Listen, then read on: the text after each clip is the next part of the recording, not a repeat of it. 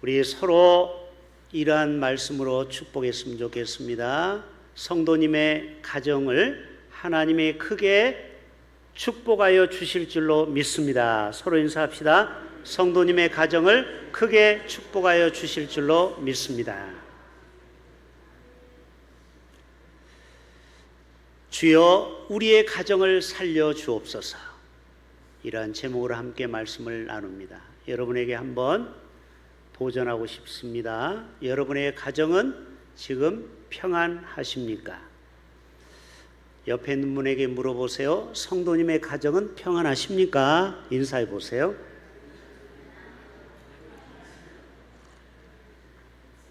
안녕하십니까? 예. 여러분, 안녕의 뜻이 무엇입니까? 평안할 안, 그리고 안녕할 안자입니다. 평안이 뭐냐? 안녕이 뭐냐? 평안한 것이 바로 안녕한 가정이죠. 그래서 아무 탈 없이 몸이 건강하고 마음이 평안한 것을 안녕이라고 합니다. 우리 만날 때마다 안녕하십니까? 이렇게 인사하잖아요. 그것이 바로 마음에 평안이 있느냐. 그런데 우리가 남에게 잘못하고 다른 사람의 마음을 이렇게 평안하게 못할 때가 있죠. 예를 들어서 길을 가다가 다른 사람의 발을 밟았을 때, 특별히 여자분들이 신은 실, 높은 실로 버스나 지하철에 남자의 구두를 밟았을 때 뭐라고 그래요? 미안합니다 이렇게 이야기하죠. 미자가 아닐 미자를 쓰고 있어요. 안녕하지 못하다 이 말이에요. 그게 미안입니다. 사과하는 거죠. 미안합니다. 여러분의 가정이 미안한 일이 생기기보다는 안녕한 가정이 되기를 축복합니다.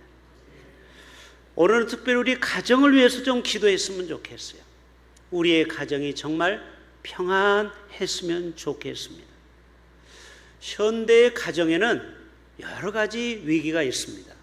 그래서 오늘 현대 가정의 10가지 위기라는 제가 아이템을 한번 찾아봤어요. 한번 보여줘 볼까요? 자, 현대 가정의 위기 10가지. 이렇게 많아요. 가정이 여러분 평안한 것 같죠? 겉으로? 그러나 그 속을 보면 골문 부분이 많아요. 먼저는 이혼과 가정의 해체가 많아요. 현대인의 가정. 그리고 저출산과 고령화로 나이 드신 노부모를 모셔야 되는 젊은 층의 경제적 부담이 가중되는 시대에 살고 있어요. 또 가정 내 폭력이 있는 가정이 있습니다. 물론 우리는 그런 가정이 아니겠지만 가끔 119에 신고 오잖아요. 남편이 폭력을 시도하고 있어요. 또 가끔 부모가 자식을, 자식이 부모를, 또 나이 든 할머니, 할아버지가 그렇게 폭력을 당하기도 합니다. 또 경제적인 압박을 받기도 하죠. 고물가로 또 여러 가지 취업난으로 주거가 불안하는 그러한 위기. 이게 다 위기입니다. 이 위기가 오면은요, 가정이 안전할 수가 없는 거죠. 또 디지털과 미디어에 현대인들은 중독이 돼가지고 추석 얼마 안 있으면 추석입니다. 여러분 휴가 다 지냈다고 얼굴에 보니까 소망이 없는 얼굴인데 기뻐하십시오. 10월 달 추석이 열흘 연휴입니다. 자, 추석 때 만나면 뭐 합니까? 가족들이 만나면요, 이야기하고 신앙적인 뭐 이런 문제로 이야기하기보다는요, 밥 먹고 소파에 앉아서 전부 다 액정을 바라보고 있어요. 이 전부 다 스마트 미디어에 중독되고 있어요. 또 양육과 교육에 혼란이 있고요, 윤리와 가치관의 붕괴가 일어나고 또 맞벌이 부부가 증가함으로 자녀와의 대화가 단절이 됩니다. 그러면서 세대 간의 갈등이 일어나죠. 그리고 무엇보다도 영적 위기를 지금 맞이하고 있습니다. 우리 세대와 다음 세대가 그렇지가 않아요. 우리 같은 믿음 생활하는 자녀들이 앞으로 점점 찾아보기 어렵다라는 거예요. 자, 이러한 위기를 가지니까 우리가 주여 우리 가정을 살려달라고 기도해야 되겠어요? 말아야 되겠어요? 기도해야 되겠죠. 그래서 우리 가정에 다시 한번 회복이 일어나야 돼요. 여러분, 오늘 본문은 우리가 잘 아는 반석 위에 집을 짓는 자는 비바람이 불고 창수가 나고 태풍이 불어도 흔들리지가 않아요. 그러나 모래 위에 집을 지은 집은 비바람이 불고 창수가 나면 다 무너져 버려요. 그런데 반석에 집을 지은 집은 어떤 사람이라고 했어요? 말씀을 듣고 그대로 실천하는 삶이에요. 자, 이 본문을 아주 극명하게 대조하는 그림 한번 보여줄까요? 자, 이 본문을 이렇게 잘 표현한 사진은 처음 봤어요. 비교가 되죠? 저 위에는 반석에다가 집을 지은 집이에요. 이게 지혜로운 자의 삶이에요. 근데 어리석은 자는 물살이 치는 바다에다가 모래로 집을 짓는 거예요. 그럼 어떻게 됩니까? 처음에는 모래 위에 집이 멋있어 보이지만 조금 있다가 물살이 세게 들어오거나 비바람이 치면 저 모래성은 와르르르르 무너지는 겁니다. 우리의 가정이 이와 같다라는 거예요. 어떤 가정은 믿음에 굳게 서서 3대, 4대, 5대, 6대 신앙의 깊은 뿌리를 반석 위에 두는 집, 예수님을 나의 구주로 모시고 하나님을 나의 반석으로 모시는 집, 이런 집은 바로 저 위에 있는 집이에요. 그런데 신앙이 약하고 그리고 믿음이 약하고 그리고 다분히 인본주의고 세속주의에 빠진 사람은요, 바로 모래 위에 집을 짓는 자와 같다라는 거예요. 근데 비바람이 안 불 때는 모른다니까요. 비바람은 뭘까요? 어려움이겠죠. 가정의 경제적인 어려움, 또 가정의 어떤 질병의 어려움, 또 여러 가지 욥과 같은 환난, 이런 비바람이 불 때 믿음의 가정은 절대 흔들리지가 않아요. 아무리 비바람이 불어도 끄떡 안 해요. 왜요? 뭐 위에 서 있기 때문에? 반석 위에 세워 있기 때문에. 저와 여러분의 가정이 저 위에 있는 반석 위에 세운 가정이 되기를 축복합니다. 모래 위에 세운 집은요, 겉으로는 화려하지만 환난과 시험과 어려움이 오면 무너져 버리는 것입니다. 그래서 여호수아도 여호수아 24장 결론에 이렇게 말하고 있죠. 15절에 너희가 섬길 자를 오늘날 선택하라.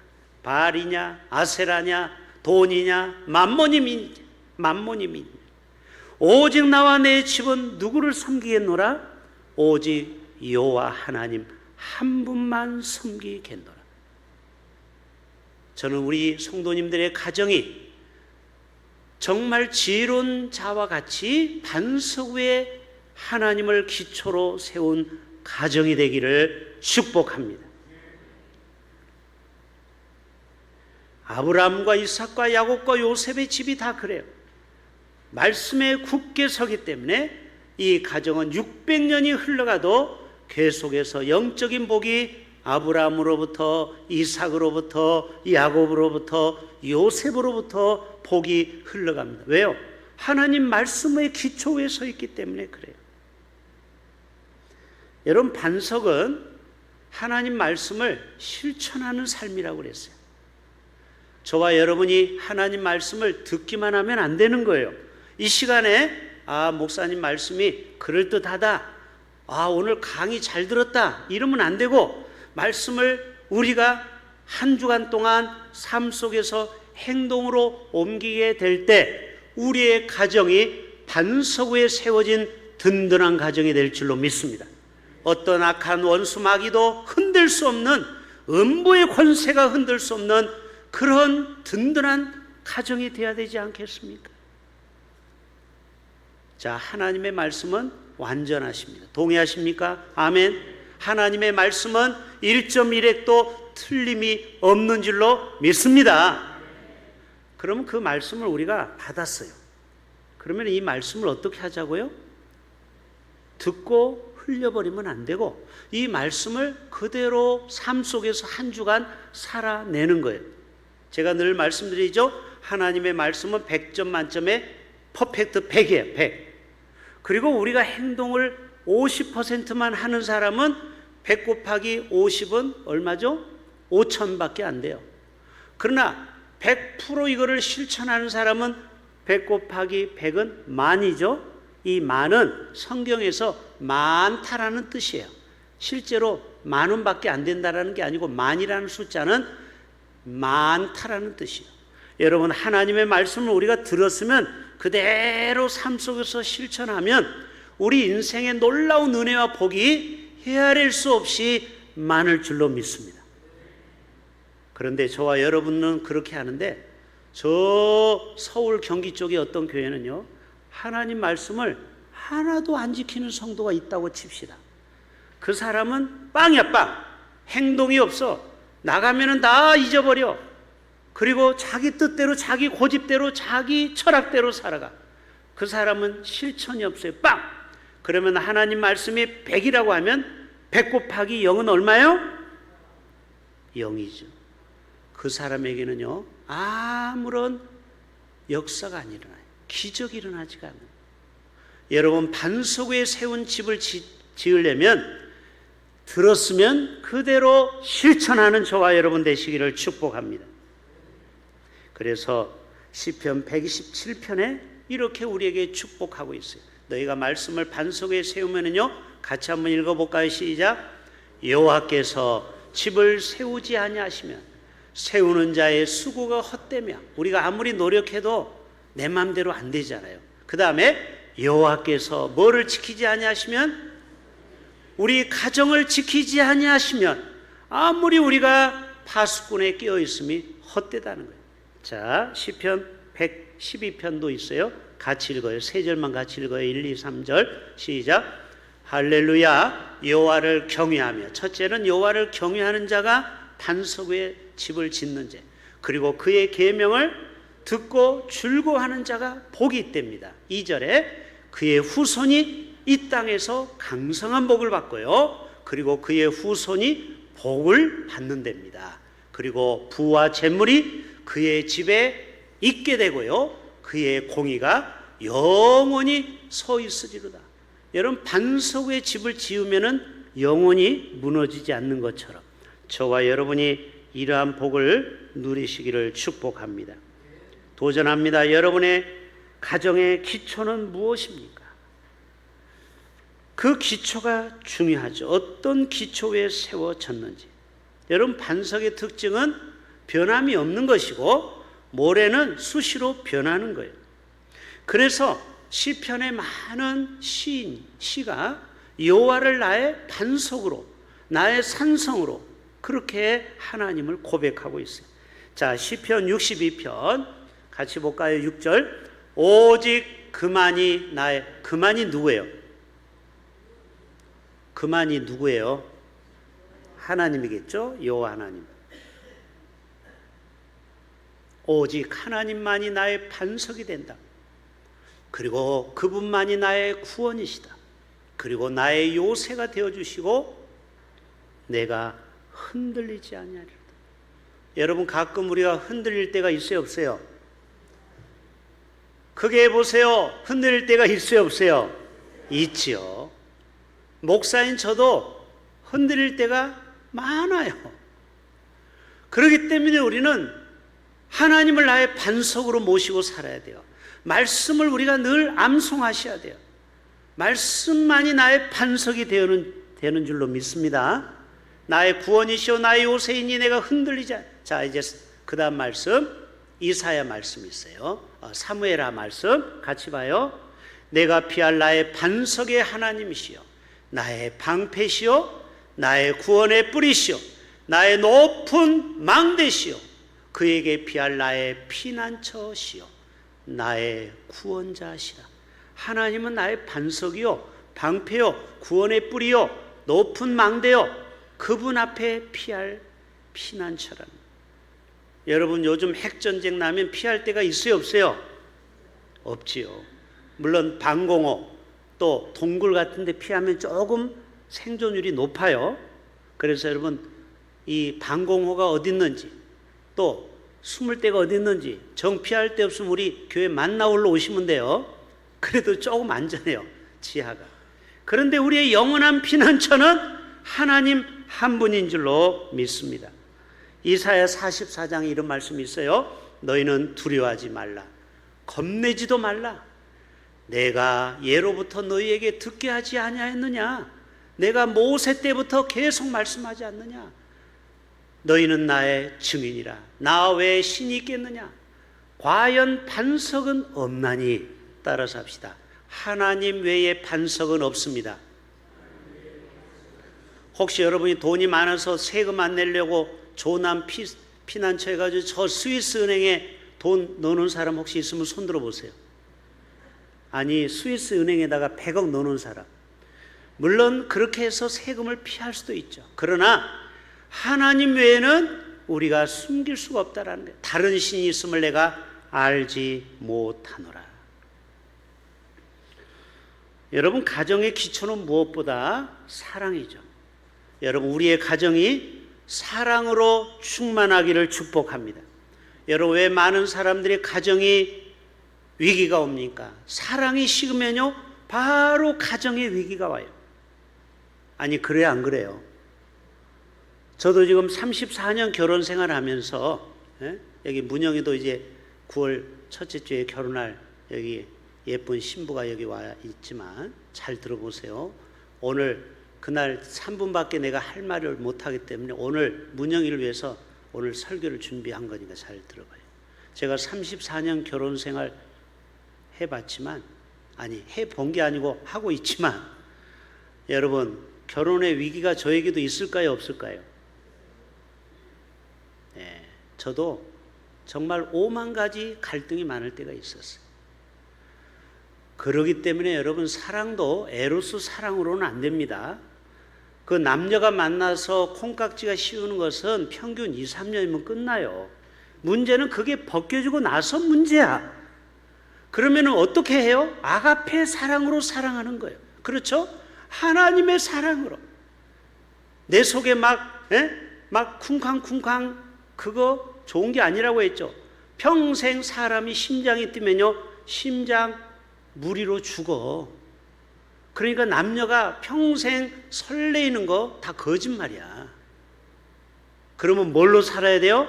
고린도전서 13장을 우리는 기억해야 돼요. 가정의 기초. 그래서 어제 새로운 신랑 신부에게 5번씩 써오라고 했어요.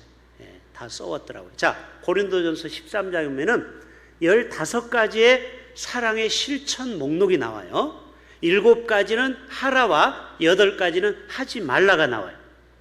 여러분, 구약에도 하라는 말씀 몇 가지요? 248. 하지 말라는 것은 1년은 365가지라고 했죠. 사랑도 마찬가지. 우리 가정이 반석 위에 세워지려면은 에로스 사랑은 얼마 못 간다니까 이러한 사랑을 해야 돼요. 사랑은 뭐예요? 같이 오래 참아줘야 돼요. 그리고 사랑은 온유해야 돼요. 그리고 사랑은 진리와 함께 기뻐하고 모든 것을 참아주고 그리고 믿어주고 그리고 바라고 견뎌내는 겁니다. 여러분, 사랑은 견디는 거예요. 그리고 하지 말아야 될 게 있어요. 시기하면 안 돼요. 그러면 가정이 반석 위에 세워질 수가 없어요. 자랑하고 교만하고 무례히 행하고, 막 남편이 무례히 행하면요 그 가정은 오래 가기가 어렵겠죠. 또 자기의 유익을 구하지 않고, 그 다음에 성내지 아니하고. 여러분, 집에서 남편들 성내는 사람들 손 들어보세요. 차마 아내들이 손 못 들겠죠. 남편이 지금 이 자리에 있으니까. 여러분, 남편이 성내면은요 이거는 아가페 사랑이 없는 거예요. 여러분, 좋을 때만 사랑하는 거는 누구나 할 수 있는 거예요. 불신자도 해요. 그렇죠? 우리 예수 믿는 사람은 상황을 초월해서 그 사람이 병이 들었건 돈이 없건 그리고 실직이 돼도 끝까지 사랑하는 게 사랑이에요. 그렇죠? 능력이 없고 나에게 가치가 없다고 해서 그 남자, 그 아내를 버립니까? 아니죠. 아가페 사랑은 바로 그와 같은 것이라는 거예요. 여러분, 사랑에는 유통기한이 있다고 그래요. 그러나 아가페 사랑을 하는 사람에게는 유통기한이 없는 줄로 믿습니다. 여러분 이태리 음악가 베르디 오페라 가사 중에 보면은 여자의 마음이라는 가사가 있어요. 바람에 날리는 갈대와 같이 항상 변하는 여자의 마음.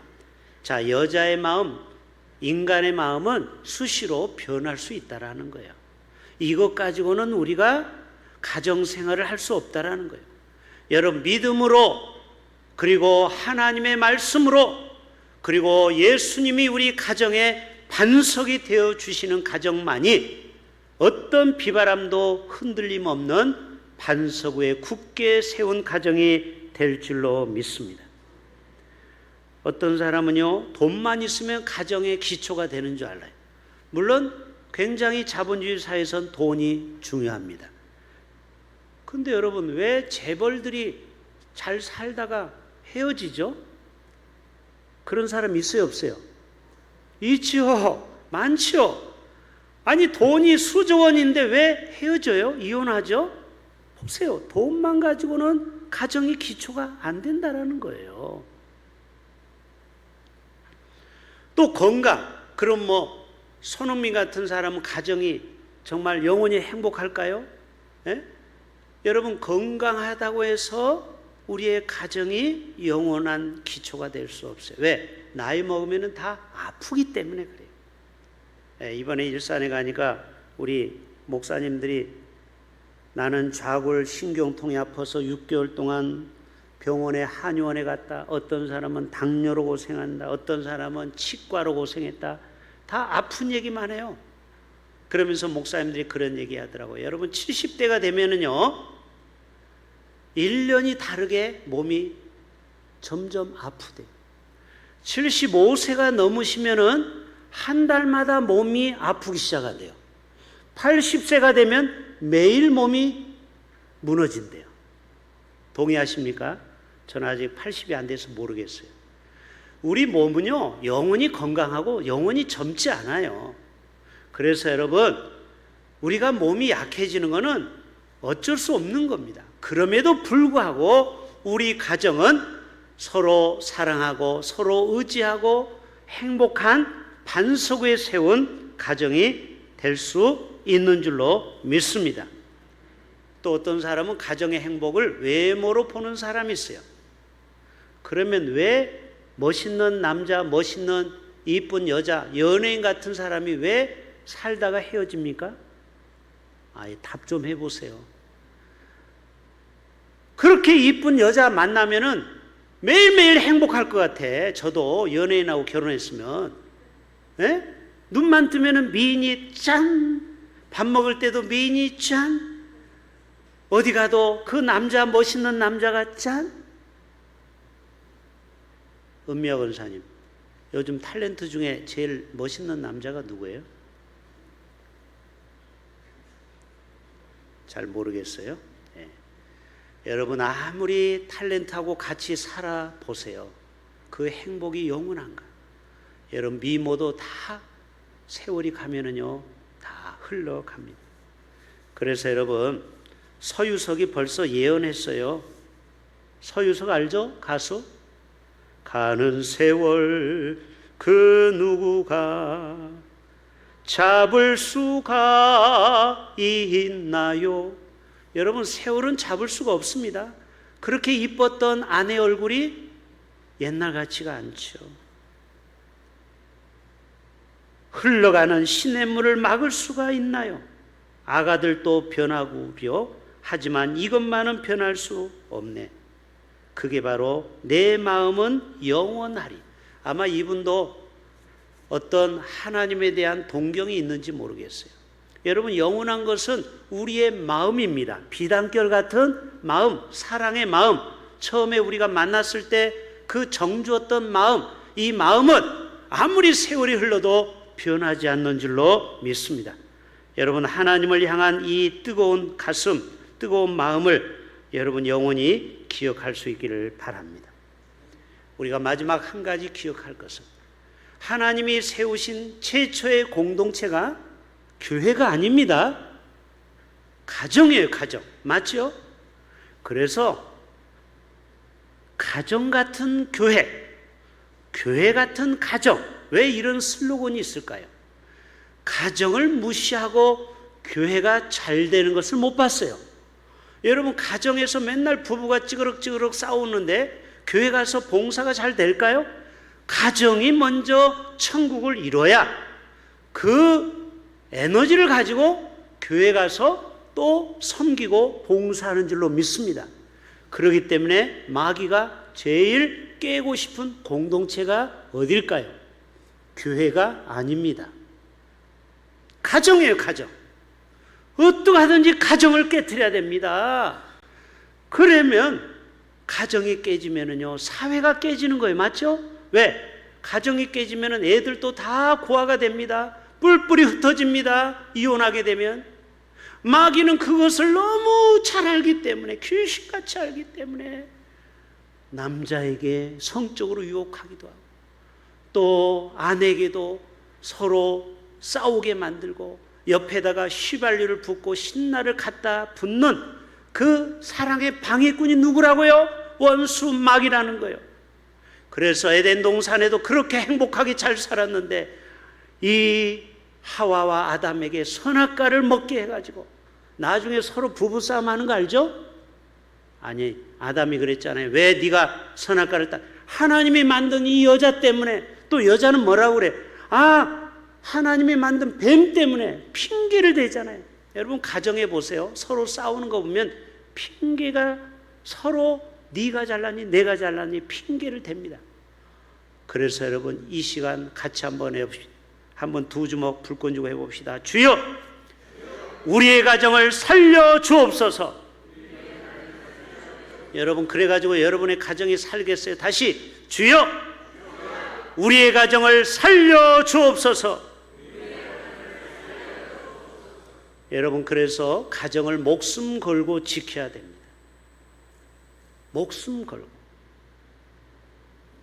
여러분, 연산 로타리 쪽에 가보면은요, 남자들이 죄 지을 것이 널려 있어요. 술집이 있죠, 뭐 마사지, 스포츠 마사지 있죠, 안마하죠. 전부 다 그게 2단계, 3단계로 갈 수 있는 과정이에요. 여러분, 마귀는요, 끊임없이 남자를 성적으로 타락하게 만듭니다. 그게 뭐예요? 가정을 깨는 거예요.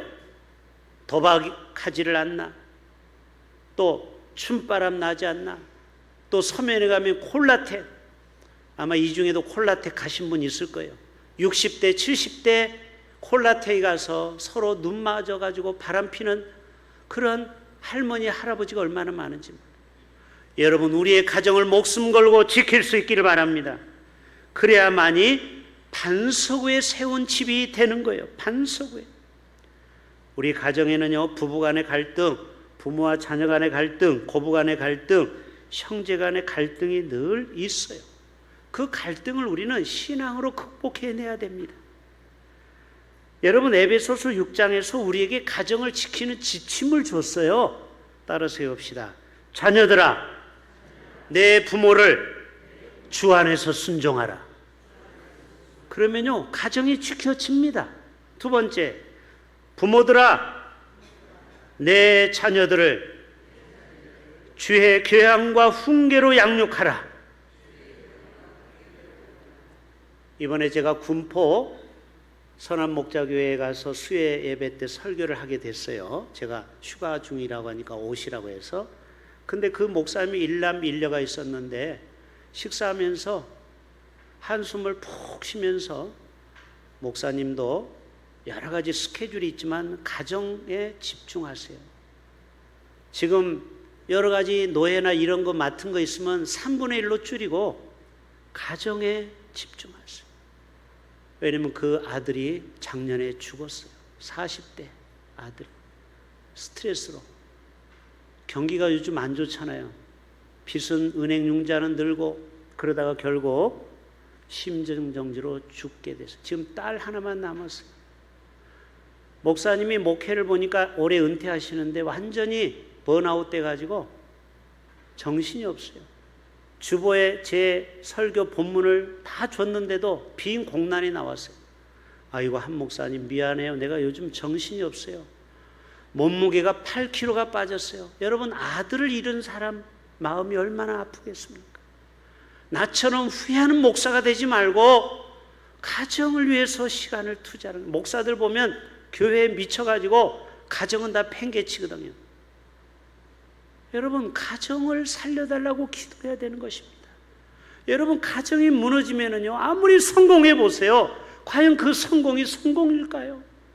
여러분의 가정을 잘 지킬 수 있기를 바랍니다. 그래서 우리는 기도해야 되는 거예요. 주여, 우리 가정을 지켜 주옵소서.